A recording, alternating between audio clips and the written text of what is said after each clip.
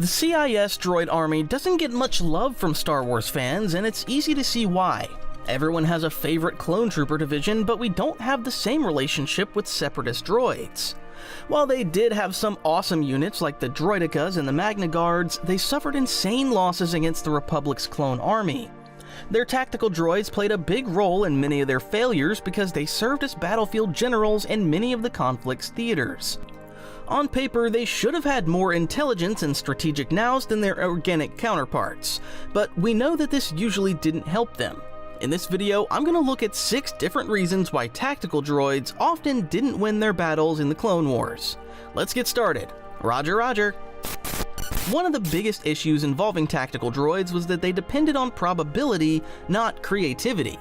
This is basically the main difference between droids and sentience in Star Wars. As Han Solo was fond of saying, "Never quote me the odds." Some of the most incredible achievements in galactic history could never have been achieved by droids because the simple concept of doing them was just too dumb. Take the Kessel Run, for example. Completing it in 12 parsecs is amazing, but just too stupid for the average droid processor to comprehend. This principle also applies to battlefield strategy and tactical droids. Technically, there were 2 main types of tactical droids operating during the Clone Wars. The first model was the T-Series Military Strategic Analysis and Tactics droid, also known as the T-1 for short. They were highly intelligent, but had multiple problems, not least of all their attitudes. T-1s became notorious for their arrogant self-belief, which may seem like an odd trait for a droid. However, their programming gave them the dangerous trait of feeling that they were infallible. A notable example occurred in the Clone Wars series during the Battle of Ryloth. A T-1 droid named TX-20 told Wat Tambor that a last-ditch clone offensive had a 742-to-1 chance of success. The droid emphasized this by saying, "I am a droid. I'm always right." Spoiler alert, the droid was very, very wrong.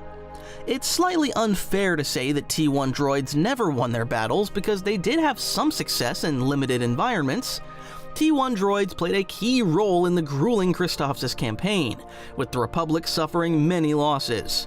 TI-99 served under Admiral Trench, a member of the arachnid Harch species, and fortified the Separatist blockade above the planet. T-1 droids were excellent at missions with clear parameters and limited variables. We see time and again throughout the Clone Wars series that unorthodox strategies and creativity were their downfall. I already mentioned TX-20 on Ryloth because he exemplified the biggest advantages and pitfalls of using the T-1 series as battlefield commanders. Firstly, he was unbelievably ruthless, which was useful for unscrupulous Sith commanders who didn't care about casualties. TX-20 tried to use the population of Nabat City as living shields against the clone army that arrived to liberate the planet. This is something that many organic commanders may have struggled with because of their ethics. However, a droid doesn't have a moral code unless it's programmed within it. The T-1 completely underestimated the desire of the Twi'lek prisoners, which ultimately resulted in its destruction. The lightsaber, an elegant weapon for a more civilized age. And while General Grievous may have collected them for less civilized reasons, you've got to admit there's just something about them. If you're anything like me, you've probably imagined what it would be like to hold one yourself. That's actually why I started Stickman Sabers. The goal was simple: make lightsabers that look amazing, being literally one-to-one replicas of the ones seen on screen, but are also built to handle real use, so you can duel without stressing about damaging them every time things get intense.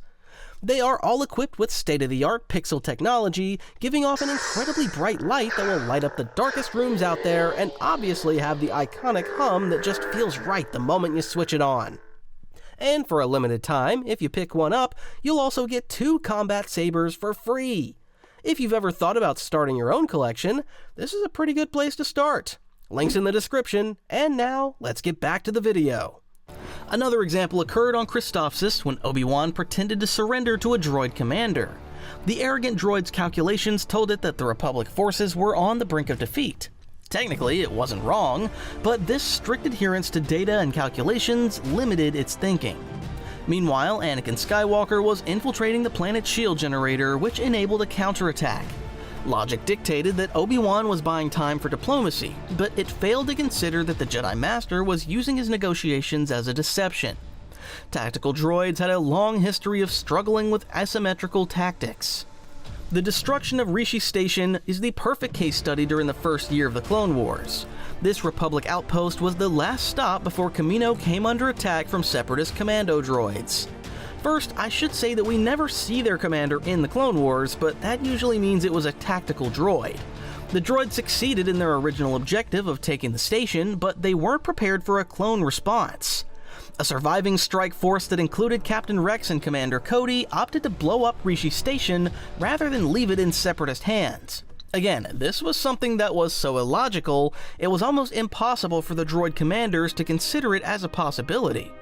According to the Star Wars Build Your Own R2-D2 series, the Separatists replaced the T1 series as the primary droid battlefield commanders in the second year of the war. T1 still served as strategic advisors or in limited theaters where there was less need for adaptability. Their successor was the ST series, also known as the Super Tactical Droid. They stood a centimeter taller than the T1 series at 1.94 meters and had superior armor. Another key aspect was that the Separatist leadership allowed them more individuality, including names and color schemes. Some of them would even go as far as refusing to reply to their serial numbers. General Kalani served directly under Count Dooku and had dark green armor with gold swirls. Build Your Own R2-D2 explains that they had much faster processors than the T1 series, allowing them more flexibility in unusual circumstances. However, if they had one major weakness, it was their self-belief. They were even more arrogant than their predecessors, and believed that organics simply weren't as capable as them. I'm not just talking about their opponents in the Republic Army, but also their organic allies in the CIS. Super tactical droids would sometimes dismiss data and tactical choices simply because they didn't align with their own calculations. Anakin pulled Obi-Wan's old trick of pretending to surrender during the Battle of Yavana. This lured the ST droid out of hiding, in a fatal move which the droid even futilely realized before its destruction. In short, tactical droids could be devastating on a conventional battlefield against a belligerent using standard tactics, but they were extremely limited when ARC troopers and Jedi Knights used unusual methods to achieve their objectives. This was one of the main reasons behind their failure. Tactical droids also had the inherent issue that they were vulnerable to events outside of their control. Typically, the CIS droid armies depended on centralized command systems. These operated somewhat like a queen bee in a hive. If the Republic forces destroyed the command ship or nodes, it could impact entire sections of the droid army. The first and most memorable example of this in canon is in Episode 1, when a young Anakin Skywalker flies his N1 starfighter into the Trade Federation's droid control ship above Naboo. He destroyed the ship's reactor and instantly caused the droid army on Naboo to shut down. In this case, there's nothing a tactical droid can do because they're part of the same system. This is one of the main disadvantages of depending on droid armies over organic beings. Theoretically, it's possible to reactivate the droids, but usually the belligerents act quickly to prevent this from happening. It's worth noting that this never happens during the Clone Wars on such a massive scale because the CIS learned their lesson. Another example of this occurs on Geonosis in Attack of the Clones, when C-3PO and R2-D2 get involved with the factory controls. They interfere with the droid control core for the arena security systems to great effect. We see that by destroying control infrastructure, they disrupted production and command signals. This is a nightmare for a tactical droid because they're very vulnerable to suddenly losing vast swathes of their forces, like hitting a light switch. Meanwhile, during battles including Ryloth and Christophsis, we see what happens when tactical droids and command nodes are destroyed. The droid armies lose synchronicity and strategy, often with catastrophic results. This was one of the reasons why the second-generation ST tactical droids had more independent processing, and made them less vulnerable to the effects of mass destruction. However, we can see how even when a Jedi general or a clone commander dies, the surviving troopers have enough agency to regroup and create a plan. This is a capacity that droid armies simply don't have, and a reason why we don't see many droid armies throughout Star Wars history. The third major command issue that tactical droids faced was the ineptitude of their organic leaders. When we talk about droid armies, we need to remember that there were living beings who commanded them and directed them into battle. The big issue was that most of these didn't have frontline experience. In fact, the majority of Separatist leaders had corporate backgrounds, and this proved extremely costly throughout the war. For example, Techno-Union Chief Wat Tambor had the arrogance and stupidity to assume that numbers alone would win the day on Ryloth. It was a similar story for Trade Federation Viceroy Newt Gunray on Naboo. Neither of these beings should have been anywhere near a battlefield. They over-depended on the adaptability of their tactical droids because they didn't have the news to do anything else. The ideal situation would see an organic general working in coordination with tactical droids. To be fair, the Separatists did attempt this to some degree with Admiral Trench, as I already mentioned. Trench was a more capable commander than many of his CIS counterparts, but even he used conventional tactics that were no match for Anakin Skywalker's creativity. General Grievous is another example of a CIS battlefield commander who failed to maximize his resources effectively or efficiently. Grievous was a fearsome warrior, but he disregarded the value of his droids, as we see throughout the Clone Wars. He had a couple of really bad habits that were literally costly for the CIS from a financial perspective. If Grievous thought that he was on the losing side, he would simply abandon his army like on Seleucami and on Florum. This is something the Republic would never do with its clones unless the situation was irretrievable. With droids, it was easier to be unfeeling because they weren't living, breathing beings. He also sacrificed huge numbers of droids in frontal assaults instead of trying to be more strategic. The Siege of Kamino is a great example because he basically flings droids at a fortress. The Separatists lose hundreds of droids because they're running into a meat grinder. Meanwhile, the Malevolence disaster is one of the most egregious defeats of the war. This CIS warship boasted a massive ion cannon that was capable of disabling entire fleets. Grievous ignored sabotage risk and exposed it to infiltration with catastrophic results. It's easy to blame tactical droids for being dumb, but maybe the likes of Grievous and the Separatist commanders should have listened to them more. Instead, Grievous preferred focusing on his personal glory instead of what made sense in the context of the overall battle. This is not a trait that any professional soldier wants in their commanding officer. Even Count Dooku illustrated the Separatist shortcomings. He was a brilliant politician and diplomat as well as an excellent swordsman. However, he wasn't an expert in military science, and this proved costly at various points. In Dooku's defense, he was self-aware enough to accept his shortcomings. That's why he does use tactical droids throughout the Clone Wars, including the ST unit Kalani during the Onderon campaign. However, he over-depended on tactical droids and didn't have the individual tactical news to overrule them. Dooku had the foresight to delegate tasks to his apprentice and subordinates throughout the conflict, but it didn't always work out the right way. Tactical droids were an effective tool, but the Separatist leadership definitely over-depended on them. As a final note on the Separatist ineptitude commanders, it's worth noting that they had very few frontline generals. Their tactical droids typically remained in command nodes away from enemy fire. This was in massive contrast to the Republic Army, which had Jedi on the front lines fighting shoulder to shoulder with their troopers. Don't underestimate the intrinsic effect this had on the clone armies. The likes of the Wolfpack and the legendary 501st Legion arguably outperformed expectations because they trusted in their Jedi generals. We saw how Ahsoka's subdivision, the 332nd Company, even painted their helmets red-orange to resemble her facial markings. This shows how many of the clones genuinely admired and respected their Jedi generals. The Wolfpack fondly nicknamed Master Plo Koon General Plo because they appreciated how he treated them like regular beings with individual personalities, and not just cannon fodder. This gave them a sense of camaraderie and a faith in their command structures that droids simply aren't capable of. The third aspect that often caused tactical droids to struggle in battle was Jedi powers. Tactical droids could analyze outcomes and probabilities much faster than an organic commander. However, all this went out the window when they faced a powerful Force user who basically had superpowers. Throughout the Clone Wars, we see many examples of Jedi cutting through vast swathes of battle droids, and it was extremely difficult for tactical droids to counter this, because the Jedi were essentially a cheat code. Even clones struggled when they faced Force users, as we saw in Umbara when the corrupted Master Pong Krell scythed down swathes of troopers with his dual double-bladed lightsabers. Ironically, the most effective way to take down Jedi was to overwhelm them with sheer numbers. But this exposed Separatist divisions to massive losses. It was often a no-win scenario unless there were droidicas, Magna Guards, or another lightsaber wielder like Asajj Ventress or General Grievous to counter them. If the latter were present, it usually meant that the tactical droid wasn't in overall command, so it's also not fair to blame them for defeats. Trust me when I say that they actually weren't as bad as we stereotyped them to be. There are many cases where tactical droids struggled against Jedi generals.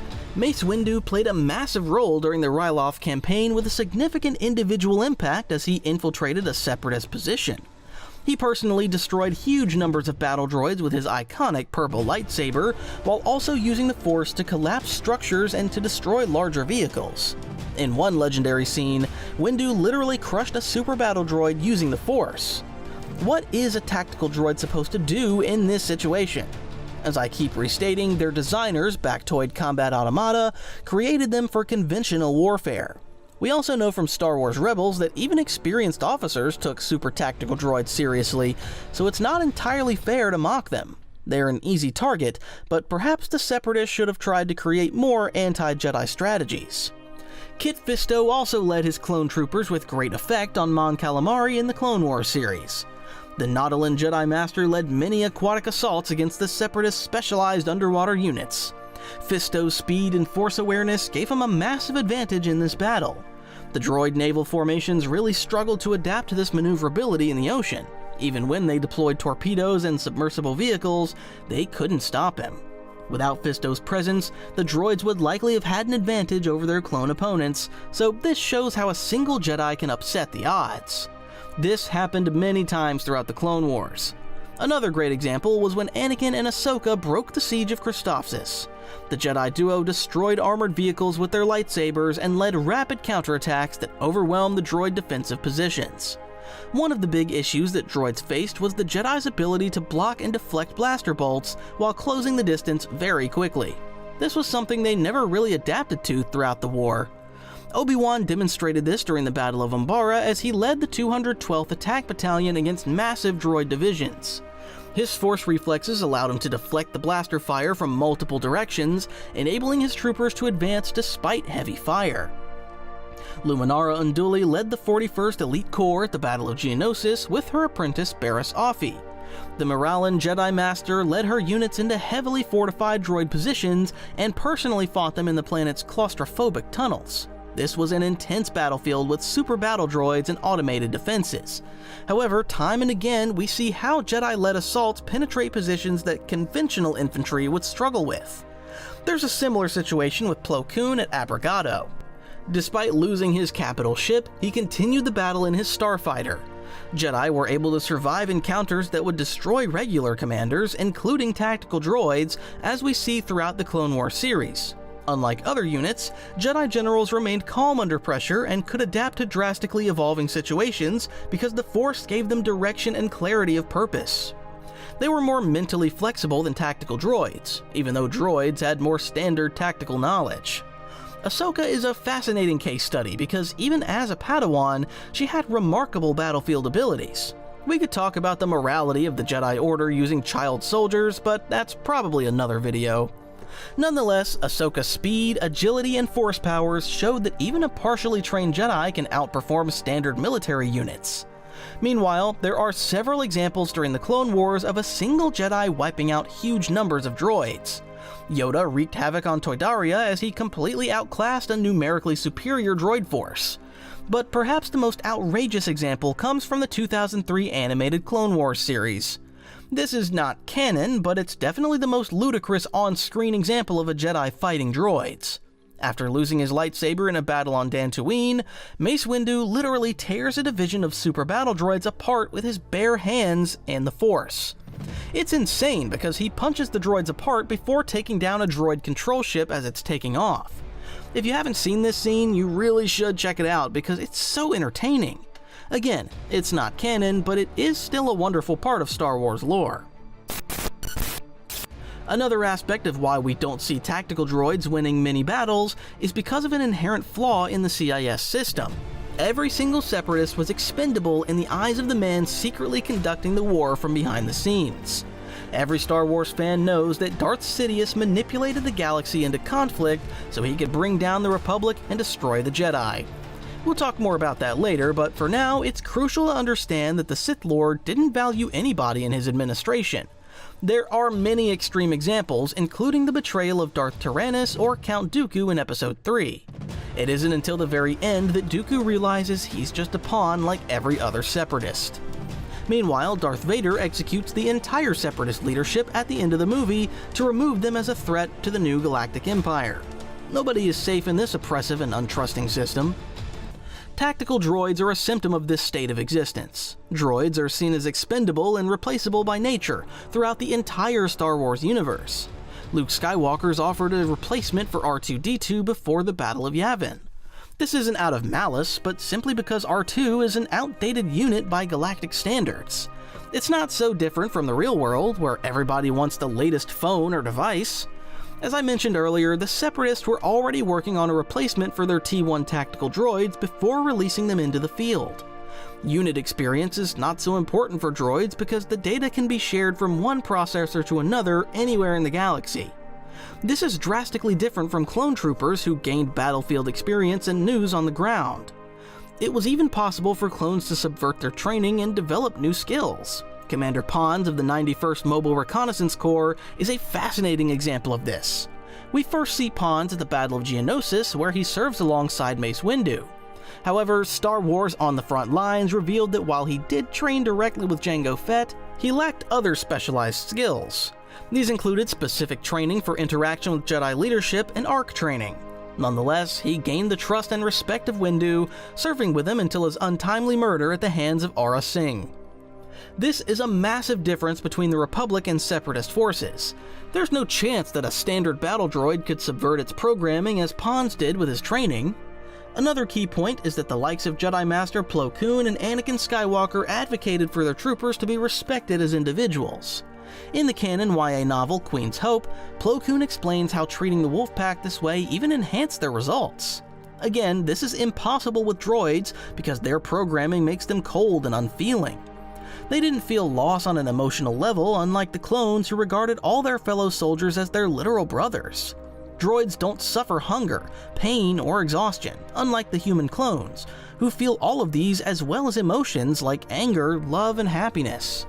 The clones developed reasons to fight that transcended the purpose for which the Kaminoans bred them. That's something that droids would never be able to replicate. Many tactical droids develop somewhat arrogant personalities, as I mentioned, but this was also an unforeseen result of their programming. The droids also literally came off an assembly line, which meant that their producers often took them for granted. The Star Wars Helmet Collection explains that the CIS produced billions of droids during the Clone Wars. A super tactical droid was indeed much more expensive than a standard B-1 battle droid, but it was still relatively easy to create them. Elite clone ARC troopers and commanders required literal special training to gain their unique skills. It wasn't just a case of embedding a chip in their brains that suddenly made them better. Finally, it's also fair to say that the likes of Dooku and General Grievous just didn't think that their tactical droids were very good. The T1 series was notoriously obsessed with probability, although the ST tactical droids improved on this shortcoming. Nonetheless, they were always seen as expendable for this reason. The next reason why tactical droids didn't win their battles was that they were never meant to. Don't forget that the entire war was Darth Sidious's devious scheme to bring down the Galactic Republic and to destroy the Jedi Order. His reasons for this differ between Legends and canon, but the overall original goal is the same. We see from the Clone Wars that he secretly ordered the creation of a clone army to help create the perfect circumstances for a galactic-wide conflict. When Jedi Master Sifo-Dyas became suspicious of what was going on, he paid the ultimate price. Sidious plotted to force the Jedi into militarization to make them confront their values and tarnish their image as peacemakers across the galaxy. This was an extremely evil strategy, but there's no question about its effectiveness. As we see in Episode 3, the Galactic Senate was all too ready to believe that the Jedi betrayed the Republic and tried to overthrow democracy. Of course, many senators understood what was going on and tried to confront it either directly or through secret rebel cells like Chandrila's Mon Mothma in the Andor series. Tactical droids were just another tool in the Emperor's master plan to conquer the galaxy. The Separatist Army's goal was to drag the war out for as long as possible to drain the Jedi of their resources and to kill as many of them in the conflict as possible. Then, when Sidious was ready, and the Jedi were in a vulnerable situation, he could order the execution of Order 66 and seal the Order's eradication. The Separatists were never supposed to win, although of course their leadership didn't know this.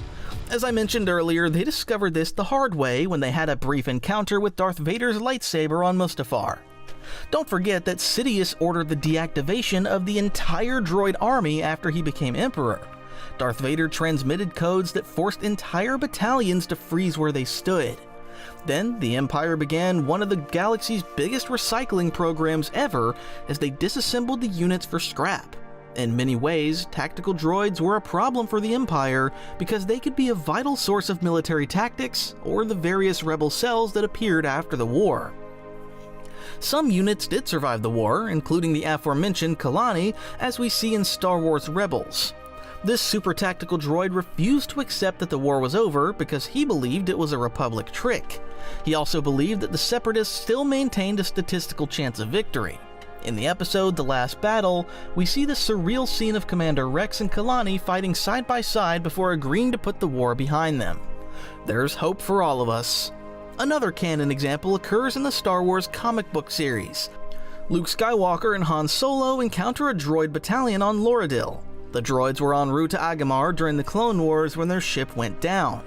Their encounter with Luke and Han reactivated their programming and a firefight began. Ultimately, Luke and Han salvaged clone trooper armor and weapons to fight off the droids before leaving Loradil behind. These survivors were anomalies because Sidious never intended them to outlive their purpose. It's fascinating as well because he absorbed most of the Republic's clone troopers into the new Imperial Army. Over time, humans gradually replaced the rapidly aging clones, but many of their units, including the notorious 501st, still existed. The final aspect I want to discuss is more of a fan theory than an official reason. There's a widely held belief that Darth Sidious wanted to desensitize the clone troopers by making it relatively easy to destroy their droid enemies. This would make it easier for them to betray their Jedi generals and carry out Order 66. I'm not saying that I 100% agree with this for a couple of reasons. Firstly, the clones suffered catastrophic losses in many Clone Wars theaters, so it wasn't actually that easy to beat droid enemies. Star Wars canon fails to give official statistics for the total number of clone deaths during the Clone Wars. However, it's fair to say that several million died during the conflict because they faced vastly superior numbers. We see on Umbara and Geonosis that clones often suffered heavy casualties, and there was always an urgent need for replacements. It's also something of a myth to say that tactical droids never win. The Separatist campaign on Ryloth is a prime example because they achieved their objectives. The tactical droid TX-20 successfully conquered and occupied the Twi'lek homeworld. This forced the Republic to deploy resources to relieve the beleaguered planet when they really didn't want to. It didn't make strategic sense because Ryloth wasn't a resource-rich world or the gateway to a hyperspace lane. However, the Separatists were threatening to commit mass atrocities and starve the population, so this forced the Republic to intervene. It was a similar situation on Onderon and Mon Cala, where Kalani and Kraken enjoyed respective success until the Republic diverted reinforcements to reclaim the territory. However, this came at a painful and exhausting cost for the clone forces and their Jedi commander. Meanwhile, Supreme Chancellor Palpatine was receiving increasing numbers of emergency powers from the Senate. Nonetheless, there's a case to be made that it was easy for troopers to destroy droids because of their inhuman nature. We know from the Clone Wars series that they nicknamed droids clankers. They were not a living, breathing, or bleeding entity, so it was easy to destroy them without feeling any sense of remorse or responsibility. It's a different story on Onderon when the clones fight government loyalists because there's an underlying tension about the situation. Meanwhile, throughout the Clone Wars, the troopers show concern for civilian populations and do their utmost to avoid extra casualties, like on Ryloth. However, there's no such feeling about breaking a droid. This is a sentiment that many share across the galaxy. We encounter in Episode 4 when the Mos Eisley Cantina barman, Wooher, tells Luke and Obi-Wan that no droids are allowed. The canon short story We Don't Serve Their Kind in Here explains how Separatist droids killed his parents during a battle on Arcax Station, leaving him with an intense hatred for them. There was also a lingering inherent fear of droid armies that existed throughout the millennia in Star Wars Legends. Zim the Despot used droids to brutal effect in 25,000 BBY. The Gree civilization deployed them against the Rakata in vast numbers in ancient Star Wars history. Then the Rakata subsequently produced thousands using the Starforge to consolidate the power over the galaxy. It's easy to see why so many beings fear droids. Let's go back to the original point about desensitizing troopers, so it made it easier to execute Order 66. I don't think the act of destroying the droids would have this effect for the reasons I've already outlined, but the exhaustion of relentless war may have had this effect. There are several confirmed cases of clone troopers deserting the Republic Army because they were sick of fighting. The Kaminoans may have bred them to fight, but many of them were waiting for the war to end. Don't forget that Order 66 wasn't just about killing the Jedi, it also redefined their image so the clones would see them as the enemy. This was ultimately what the war was about. If the tactical droids were too effective, they would have disrupted Palpatine's desired outcome. In the end, it all worked out the way he wanted. Oh, and again, for a limited time, every Stickman Saber purchase comes with 2 additional combat sabers, so you're more than ready for your own duels. If that sounds like something you'd want to look into, the link's in the description.